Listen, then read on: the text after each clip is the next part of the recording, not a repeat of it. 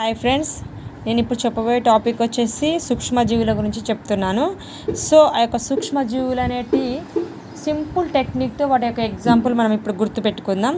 So bacteria, శిలీంధ్రాలు, protozoa, only 3 types of సూక్ష్మజీవుల గురించి మనం సింపుల్ కోడ్తో నేను ఈ యొక్క టెక్నిక్ని చెప్తున్నాను. సో ఎగ్జాంపుల్ వచ్చేసి బ్యాక్టీరియాకు కాబాలా అనే కోడ్ గుర్తుపెట్టుకోండి. సో కాఫర్ ఏమో కాకై, బాఫర్, బాసిల్లస్, లాఫర్, లాక్టోబాసిల్లస్. శిలీంధ్రాలకు ఎగ్జాంపుల్ ఏంటిదని చెప్తే పేరయ్య అని గుర్తుపెట్టుకోండి.